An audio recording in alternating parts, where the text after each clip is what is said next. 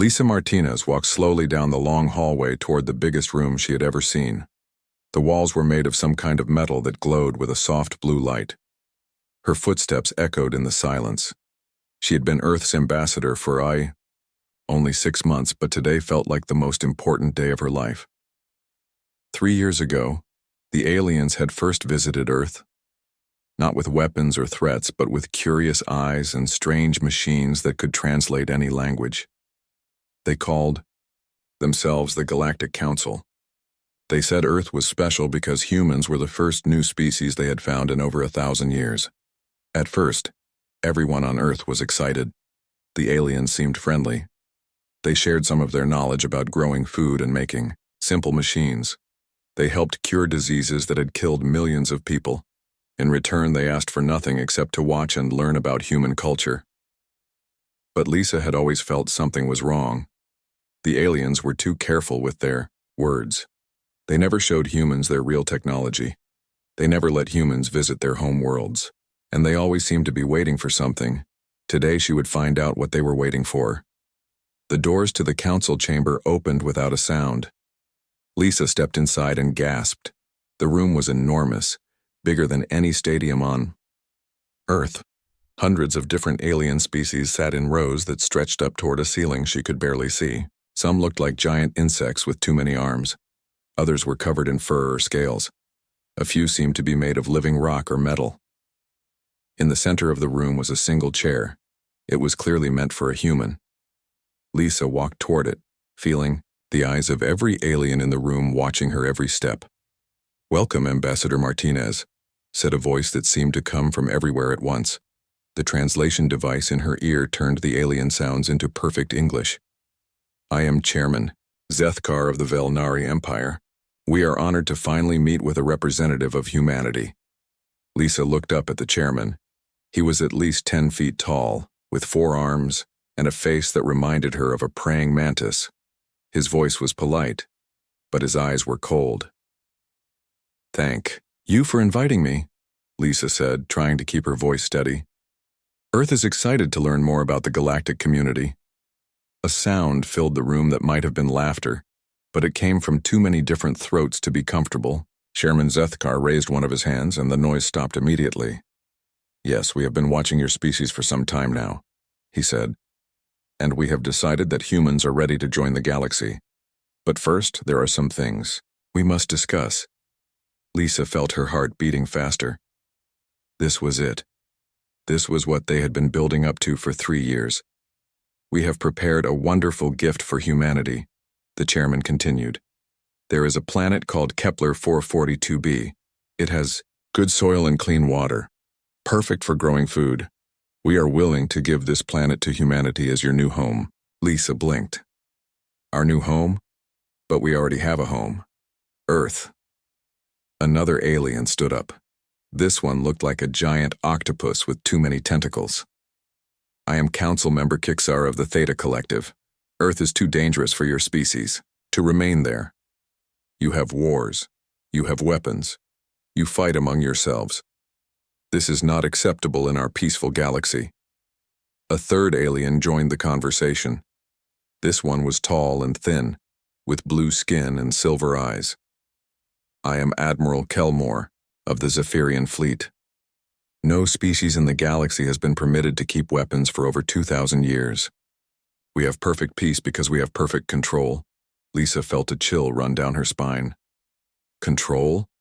Chairman Zethkar leaned forward in his massive chair.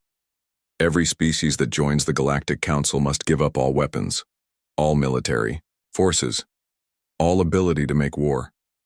In return, we provide protection and guidance. It is a fair trade." "And if we refuse?" Lisa asked. The silence that followed was the loudest sound Lisa had ever heard. Every alien in the room stared at her as if she had said something impossible. "Refuse?" Chairman Zethkar repeated slowly. "No species has ever refused. Why would they? We offer peace, safety, and prosperity. What could be better than that?" Lisa thought about Earth. She thought about the soldiers who had died protecting freedom. She thought about the wars that had been fought to stop tyrants and bullies. She thought about Admiral Jake Thompson and General Kate Sullivan, who were probably watching this conversation right now from their hidden ship. Because some things are worth fighting for, she said quietly. Council member Kixara's tentacles writhed with what might have been amusement. Fighting? Your species is barely out of its primitive stage. You have only just learned to travel between planets. Your weapons are simple metal and explosives. What could you possibly fight with against our advanced technology? Your largest military ship, Admiral Kelmore added, carries fewer than 500 beings. Our smallest patrol vessel carries 2,000. Your entire planet could not build enough ships to challenge even one of our fleets. Lisa nodded politely. You're probably right.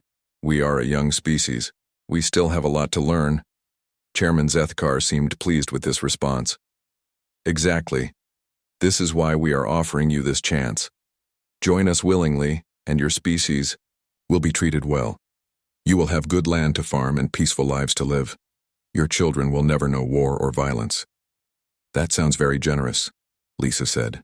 But I will need to discuss this with my government. We don't make decisions like this quickly. Of course, the chairman said. We understand that primitive species need time to think. We will give you 30 of your Earth days to make your decision. But understand this, there is no other option. You will give up your weapons and join us, or we will take them from you. Lisa stood up from her chair. I understand. Thank you for your patience. As she walked back toward the doors, she could hear the aliens talking among themselves. They were not trying to keep their voices low. 30 days is generous, one said. Most species agree immediately. Humans are more stubborn than most, another replied. But they will see reason. They always do. Did you see how frightened she looked? A third alien laughed. They know they cannot resist us. Lisa kept walking, her face calm and expressionless. But inside, she was thinking about something Admiral Thompson had told her before she left Earth. Let them think we're scared, he had said. Let them think we're weak. Let them think they have all the power. The best weapon we have is the one they never see coming. As Lisa reached her small ship for the journey back to Earth, she activated her private communication device. Admiral Thompson, this is Martinez. The meeting went exactly as we expected. They want complete surrender in 30 days. Copy that, Ambassador. Did they suspect anything? Lisa looked back at the massive council station, full of aliens who thought they had just bullied another primitive species into submission. No, sir. They think we're just frightened farmers who got lucky enough to discover space travel. They have no idea what's coming. Good. Phase 2 begins now. Martinez, you did great work today. Lisa smiled as her ship headed back toward Earth. The Galactic Council had made the same mistake that bullies always made.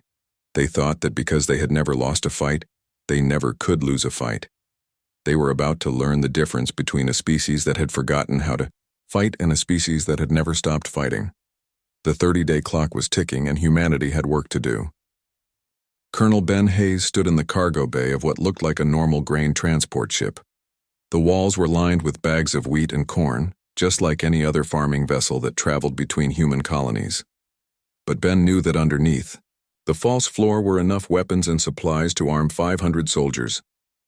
How many more stops do we have? Asked Captain Amy Foster, checking her tablet. 17, Ben replied. We need to get supply depots set up in every major system before the 30 days are up. Amy nodded and looked around the fake cargo hold. Think the aliens will figure it out? Ben shook his head. They've been watching us for 3 years. They've seen our farmers and traders. They expect us to act like farmers and traders. 3 weeks had passed since Ambassador Martinez met with the Galactic Council. During that time, hundreds of human ships had been moving through space, all disguised as civilian vessels. To any alien watching, it looked like normal human trade activity. Earth exported food and simple manufactured goods. The colonies sent back raw materials and exotic products. What the aliens didn't see was that every single ship carried hidden military equipment. Dr. Sam Rodriguez sat in his small laboratory on the transport ship, working on devices that were smaller than coins. Each one looked like a simple computer chip, but they were actually advanced spy drones capable of recording everything they saw and heard. "How many of these have we planted so far?" Ben asked, watching Sam work. "About 3,000, Sam replied, without looking up from his microscope. "Every piece of technology we've traded to the aliens in the past month has one of these inside. Their communication systems, their navigation computers, even their food processors. They wanted to study human technology, so we gave them plenty to study." Captain Foster smiled. "They have no idea that our primitive computers are learning everything about their systems." On the bridge of another disguised ship, Commander Lisa Chen was reviewing star charts with her navigation team. Their ship was registered as a luxury cruise vessel, complete with fake passenger cabins and entertainment areas. In reality, it was a military reconnaissance ship with some of the most advanced sensors humanity had ever built. "Target acquired," announced Lieutenant Dan Parker from his station. "Zephyrian Military Shipyard, Sector 7. Looks like they're building something big." Lisa looked at the display. The alien shipyard was massive, easily 10 times larger than anything humans had built. Hundreds of ships were docked there, and more were under construction. "Get me detailed scans of everything," Lisa ordered. "Ship designs, weapon systems, defensive capabilities. I want to know how they built it and how to take it apart." "Already on it, Commander," Dan replied. "Our scanners are picking up some interesting things. Their ships are big, but they're not built for real fighting. Most of their weapons seem designed for show rather than actual combat." Lisa wasn't surprised. The Galactic Council had been at peace for over 2,000 years. They probably hadn't fought a real war in longer than human civilization had existed. Meanwhile, back on Earth, Admiral Jake Thompson and General Kate Sullivan were coordinating the largest military operation in human history. In secret facilities around the globe, factories were working day and night to produce weapons, ships, and equipment. "How are we doing on the timeline?" General Sullivan asked, reviewing reports from dozens of different projects. "We'll be ready," Admiral Thompson replied. "The question is whether our people can stay hidden for 10 more days." In the Alpha Centauri system, Captain Tony Brooks was having the same conversation with his team. Their ship was disguised as a mining vessel, complete with fake mining equipment and processed ore samples. In reality, they were mapping every defensive installation in the system. "The aliens are so confident," said Lieutenant Sarah Kim, monitoring alien communications. "Listen to this conversation I intercepted between 2 Velnari commanders."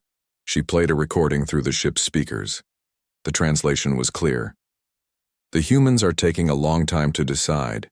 Do you think they might actually refuse?" "Impossible," came the reply. "They're farmers and merchants. What would they fight with? Farming tools?" The human crew laughed quietly. If only the aliens knew that those farming tools included weapons that could destroy entire space stations. On the other side of the galaxy, Colonel Maria Santos was leading a team that had spent weeks studying alien military tactics. They had watched training exercises, monitored communications, and analyzed battle plans. Their biggest weakness is that they've forgotten how to adapt, Maria explained to her staff. They've been using the same strategies for centuries because they've never had to change them. They expect every enemy to act the same way. "What way is that?" asked Major Pete Johnson. "They expect enemies to line up their biggest ships and try to overpower each other with superior firepower," Maria replied. "They've never dealt with an enemy that uses speed, deception, and unpredictable tactics." Lieutenant Colonel Jack Miller nodded. "They're used to fighting other aliens who think the same way they do. They've never fought humans." Back on Earth, Ambassador Martinez was preparing for her return trip to the Galactic Council. She had spent the past 3 weeks meeting with world leaders, all of whom agreed on one thing: humanity would not surrender. "Are you sure about this plan?" asked President Helen Carter during their final meeting. "Once we reveal our true capabilities, there's no going back." "There was never any going back," Martinez replied. "The moment they demanded we give up our weapons, they made it clear that they see us as a threat to be controlled, not as equals to be respected." The president nodded. "Then God help us all." As the deadline approached, the final pieces of humanity's plan fell into place. Captain Steve Walsh and his team had successfully infiltrated the Council's main communication hub. disguised as technicians repairing primitive human equipment. Every major alien military facility now had human observers in place. Commander Rachel Brooks had positioned her squadron of disguised warships near the galaxy's most important trade routes. If fighting broke out, they could cut off supply lines to half the Council's forces. Dr. Sam Rodriguez made the final adjustments to his spy network. All devices are active and transmitting, he reported. We now have real-time intelligence on every major Council facility, ship, and communication. Admiral Thompson reviewed the final reports from all human forces. 47 disguised warships were in position throughout the galaxy. Over 5,000 human personnel were ready to act. Supply depots were established in 18 different systems. The alien military had been thoroughly studied and their weaknesses identified. This is either going to be the greatest victory in human history or the shortest war, General Sullivan said. It won't be a war, Admiral Thompson replied. Wars happen between equals. This is going to be a demonstration. On the last day before the deadline, Lisa Martinez boarded her ship for the return trip to the Galactic Council station. This time, she was not traveling alone. Hidden in the cargo areas of her diplomatic vessel were 20 of humanity's best soldiers, led by Colonel Ben Hayes. Remember, Martinez told them during the briefing, your job is to stay hidden until the signal. Let me do the talking first. The aliens need to believe they're in control right up until the moment they realize they never were. As the ship approached the Council station, Martinez received a final message from Earth. Ambassador, this is Admiral Thompson. All forces are in position. All systems are ready. The galaxy is about to learn that humanity doesn't negotiate from a position of weakness. Martinez smiled as she prepared to face the Galactic Council one more time. In a few hours, the aliens would discover that their primitive farming species had been planning something they never could have imagined. Humans were ready to show the galaxy what 3 years of careful preparation could accomplish when guided by thousands of years of experience in warfare. The deception was about to end, and the real test was about to begin. Lisa Martinez walked into the Galactic Council chamber for the second time, but everything felt different now. 30 days ago, she had been alone and surrounded by hundreds of alien beings who thought they held all the power. Today, she was not alone. Walking beside her were Admiral Jake Thompson and General Kate Sullivan, both wearing the dress uniforms of Earth's military. Behind them came Colonel Ben Hayes and 5 other human soldiers in full combat armor. Their weapons were clearly visible, and they made no attempt to hide them. The alien security forces at the entrance had tried to stop them, but Lisa simply showed them her diplomatic credentials. These are my official military advisors, she had said calmly. Surely the Galactic Council wouldn't deny an ambassador the right to proper representation. The aliens had been too confused to argue. In 3,000 years of Council history, no species had ever brought weapons into the chamber. They didn't even have rules about it because no one had ever tried. Chairman Zethkar was already seated in his massive chair when the human delegation entered. His forearms were folded across his chest and his insect-like eyes watched every step they took. Ambassador Martinez, he said, his voice carrying across the enormous room. I see you have brought guests to witness your species' acceptance of our generous offer. Lisa reached the center of the chamber and looked up at the chairman. Around them, hundreds of alien representatives leaned forward in their seats, eager to watch another primitive species surrender to the might of the Galactic Council. Chairman Zethkar, Lisa replied, her voice steady and clear. Thank you for your patience during our deliberation period. Humanity has carefully considered your offer. Excellent, the chairman said, settling back in his chair. I trust your leaders have seen the wisdom of accepting our protection. When will you begin the process of dismantling your military forces? Lisa exchanged a quick glance with Admiral Thompson, who gave her the slightest nod. We won't, she said simply. The silence that followed was complete. Not a single sound came from any of the hundreds of beings in the chamber. Even the mechanical hum of the station's life support system seemed to pause. I'm sorry, Chairman, Zethkar said slowly. I don't think the translation was correct. Did you say you won't dismantle your military? That's correct, Lisa replied. We respectfully decline your offer. Council member Shiksara's tentacles began writhing with agitation. This is impossible. No species has ever refused the Council's protection. You cannot simply say no. Admiral Kelmore stood up from his seat, his silver eyes flashing with anger. Your species is in violation of galactic law. The possession of military weapons is forbidden. You will comply immediately, or face the consequences. General Sullivan stepped forward. And what consequences would those be, Admiral? Complete military subjugation. Kelmore replied coldly. We will disable your pathetic fleet, occupy your worlds, and forcibly remove every weapon from your possession. Your species will learn to appreciate peace whether you want to or not. Admiral, Thompson smiled, but it wasn't a pleasant expression. You seem to be under several misunderstandings about our species. Misunderstandings? Chairman Zethkar's voice rose with indignation. We have studied your kind for 3 years.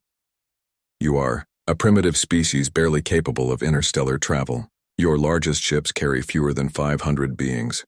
Your weapons are simple chemical explosives. What possible misunderstanding could there be? The first misunderstanding, Thompson said calmly, is that we brought weapons past your security. The chairman gestured toward the human soldiers with one of his forearms. You clearly have weapons. Our sensors detected them immediately. No, Thompson replied. We didn't bring weapons past your security. We are the weapons. Before any of the aliens could ask what he meant, every piece of technology in the council chamber began behaving strangely. The lights flickered.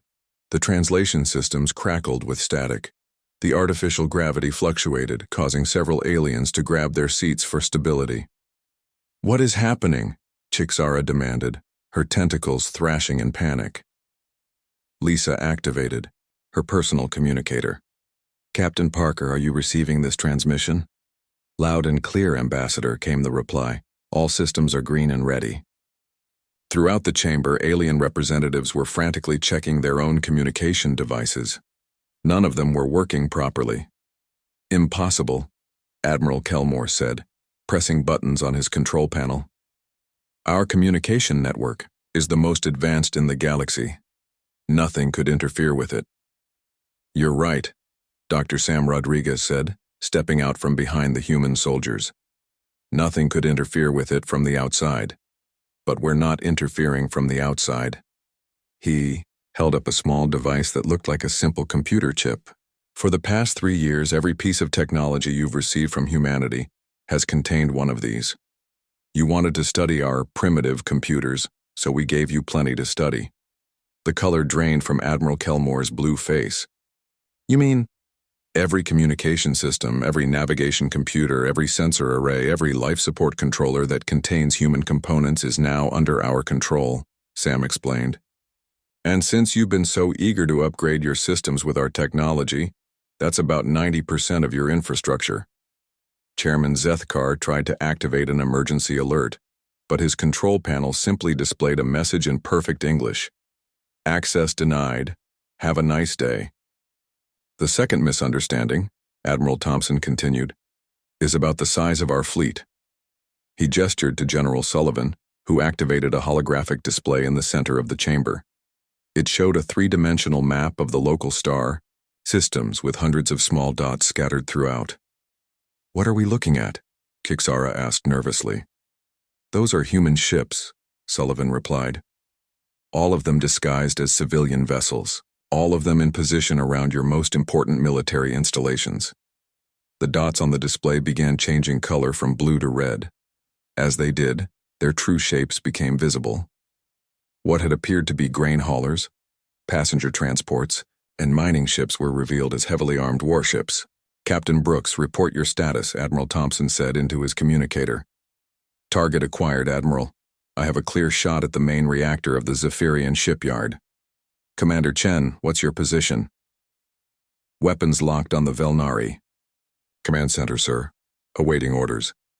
Colonel Santos, are you ready?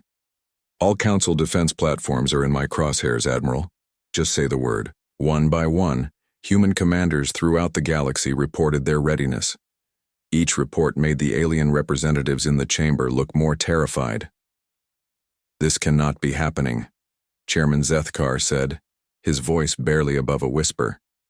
Your species was classified as technologically primitive. Our intelligence reports showed only basic weapons and simple spacecraft. Lisa smiled. That was the third misunderstanding. You assumed that because we let you see certain things, those were the only things we had. But how? Admiral Kelmore demanded. How did you hide advanced technology from our sensors? Colonel Hayes stepped forward. The same way we've been hiding things from enemies for thousands of years. We showed you what we wanted you to see. Every scan you took of our ships showed exactly what we programmed them to show, General Sullivan added.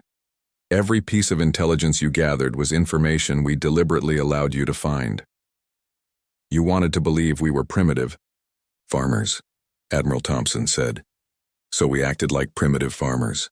You wanted to believe we were weak and frightened. So we acted weak and frightened. You wanted to believe you were superior in every way. So we let you believe it.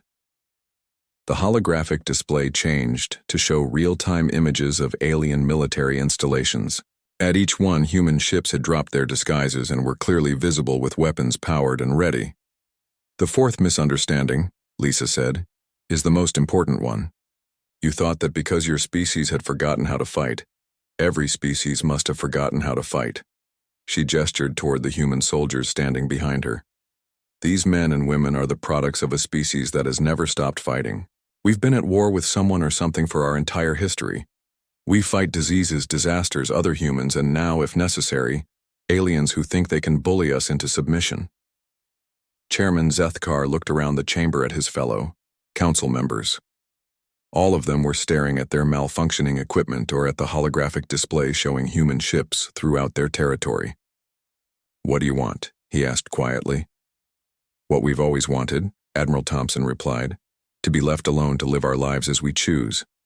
But since you've made that impossible, we'll settle for teaching you the same lesson we've taught every other bully in our history. And what lesson is that? Kixara asked. General Sullivan answered with a cold smile. That there's always someone stronger than you think you are, and today, that someone is us. Admiral Kelmore was not the type of being who accepted defeat easily. Even as he watched the holographic display showing human ships throughout Council territory, his military mind was already planning a counterattack. You may have surprised us, he said, standing up in the Council chamber. But surprise alone does not win wars. We have over 10,000 ships in our combined fleets. You cannot possibly have enough vessels to match our numbers. Admiral Thompson nodded thoughtfully. You're absolutely right, Admiral. We can't match your numbers. A look of satisfaction crossed Kelmore's silver features. Then you will withdraw your ships and accept our terms, or we will destroy every human vessel in space. Actually, Thompson replied, I was hoping you'd say that. It's been a long time since humanity had a chance to demonstrate why numbers don't always matter. Kelmore activated his personal communicator, bypassing the compromised council systems. All council fleets. This is Admiral Kelmore. Code Alpha Emergency. Human vessels have taken hostile positions throughout our territory.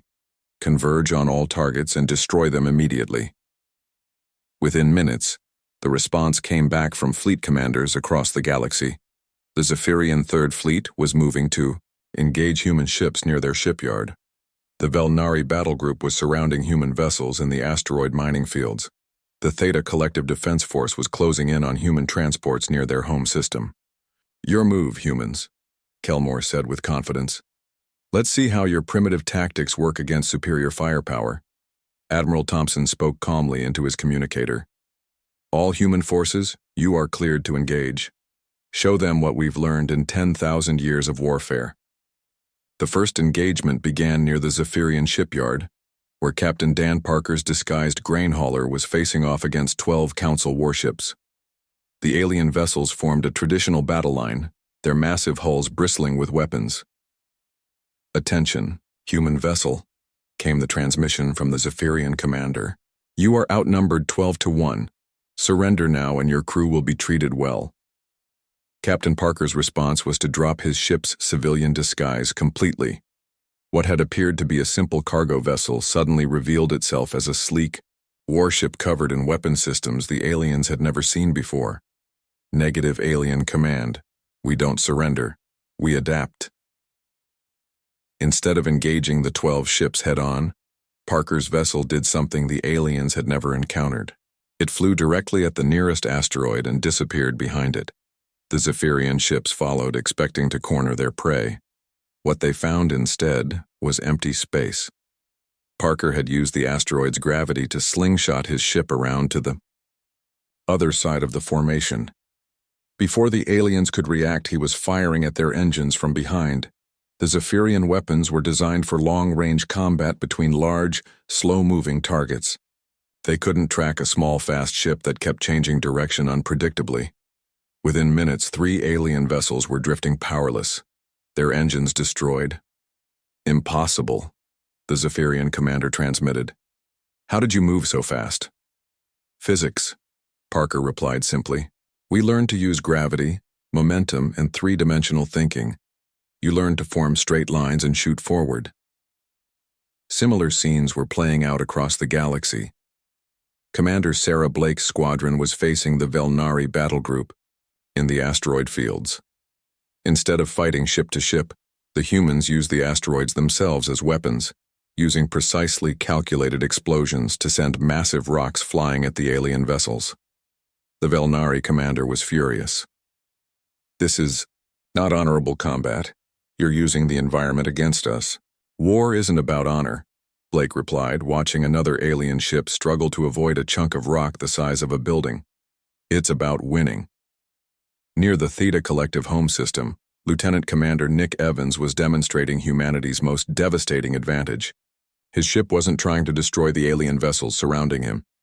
Instead, he was systematically shutting down their systems. "What are you doing to our ships?" demanded the Theta Collective admiral as his flagship's lights began flickering, on and off. "Remember all that human technology you've been installing in your ships for the past 3 years?" Evans asked. "We just activated the hidden programs." One by one, the alien ships began losing power. Their weapons went offline. Their navigation systems failed. Their life support started running on emergency power. Within an hour, the entire Theta Collective Defense Force was floating helplessly in space. Back in the council chamber, the alien representatives watched in growing horror as reports came in from their fleets. Every engagement was going the same way. The humans weren't just winning, they were winning without destroying a single alien ship. "Status report," Admiral Kelmore demanded, his earlier confidence completely gone. "Zephyrian Third Fleet, engines disabled, crews unharmed," came the first reply. "Velnari Battle Group, navigation systems offline, no casualties," came the second. "Theta Collective Defense Force, all ships adrift but intact, full crew complement safe," came the third. The reports continued for several minutes. Across the Galaxy, Council military forces were being systematically disabled without a single death. "How is this possible?" Chairman Zethkar asked in amazement. "Our fleets have been neutralized, but no one has been killed," General Sullivan answered. "Because we didn't want to kill anyone. We wanted to prove a point." "What point?" Kixara asked, her tentacles trembling with shock. "That military superiority isn't just about having the biggest weapons," Admiral Thompson explained. "It's about understanding your enemy better than they understand themselves." He activated his communicator again. "Colonel Santos, report on alien tactical analysis." Maria Santos's voice came through clearly. "All Council military forces use the same basic strategy, Admiral. Form a line, advance toward the enemy, and fire until someone surrenders. They've been using the same tactics for over 2,000 years because they've never needed to change them." "And what did we do differently?" Thompson asked. "We used speed instead of size. We used the environment instead of just our weapons. We used their own technology against them. And most importantly, we thought in 3 dimensions while they thought in 2. Lisa Martinez stepped forward to address the stunned council members. Your species have been at peace for so long that you've forgotten what real warfare looks like. You've been fighting mock battles against enemies who think exactly like you do. But humans, General Sullivan continued, have been fighting real wars against real enemies for our entire history. We've fought each other, which taught us to expect the unexpected.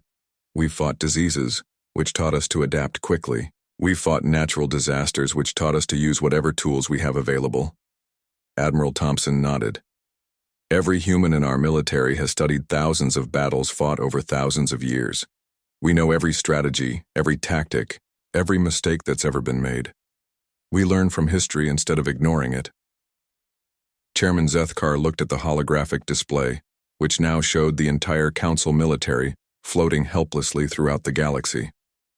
What happens now? Do you destroy us? No, Lisa replied firmly. We're not conquerors, we're defenders. All we ever wanted was to be left alone. But you've proven that we cannot defeat you militarily, Admiral Kelmore said quietly. What's to stop you from taking over the entire galaxy? Admiral Thompson smiled, but this time it was a genuine expression instead of a threatening one. The same thing that stopped us from conquering our own planet even when we had the ability to do so. We don't want to rule over anyone else. We just want to be free to make our own choices. He gestured toward the display showing the disabled alien fleets. Every one of your ships can be repaired and returned to service within a few days. Every crew member will go home safely to their families. We're not here to destroy your civilization. Then what do you want? Chairman Zethkar asked. A new arrangement, Lisa answered. One based on mutual respect instead of forced submission. We'll gladly be part of the galactic community, but as equals, not as subjects. General Sullivan stepped forward. And if anyone in the galaxy ever threatens the peace again, they'll have to deal with all of us together, including the species that just proved they remember how to fight. The silence in the council chamber was different now. It wasn't the silence of shock or fear. It was the silence of beings who were finally beginning to understand that the galaxy had just changed forever. 3 days after the demonstration, the Galactic Council chamber looked very different. The same hundreds of alien representatives sat in their seats, but the atmosphere had completely changed. Where once there had been arrogance and condescension, now there was careful respect and barely hidden nervousness. Admiral Jake Thompson stood at the center of the chamber, no longer as a visitor, but as the representative of a power that had proven itself beyond any doubt. Beside him, Ambassador Lisa Martinez held a datapad containing the terms that would reshape galactic civilization. The situation is simple, Thompson began, his voice carrying clearly through the vast space. In 72 hours, humanity has demonstrated complete tactical superiority over every military force in the galaxy.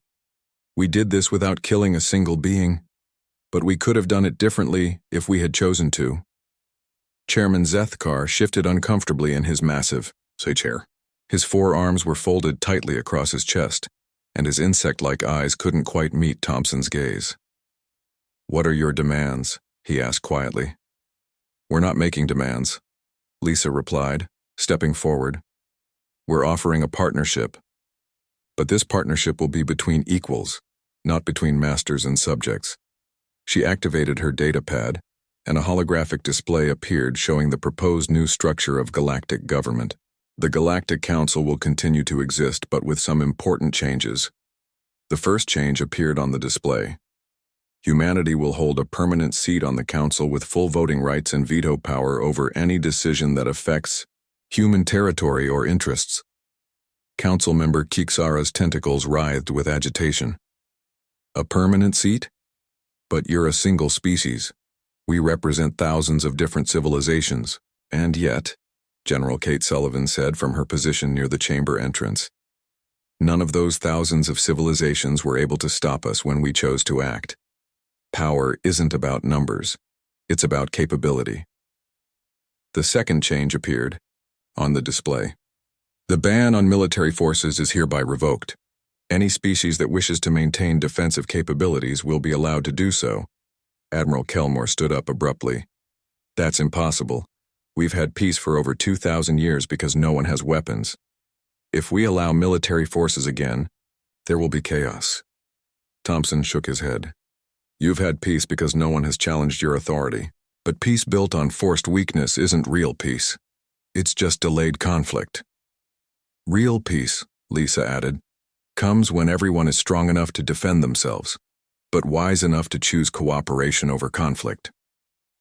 The third change appeared on the display. The Council's authority will be limited to mediating disputes and coordinating mutual defense. No species will be forced to relocate, surrender their weapons, or change their way of life. Chairman Zethkar leaned forward. And if we refuse these terms? The holographic display changed to show real-time images from across the galaxy. Every disabled Council ship was now operational again, their crews safely back aboard. But surrounding each alien fleet were human vessels, their weapons powered down but clearly visible. Then you'll have learned nothing from the past 3 days, Thompson replied. But I don't think you're that foolish. A new voice spoke from the back of the chamber. What guarantee do we have that humanity won't use its military superiority to conquer the galaxy?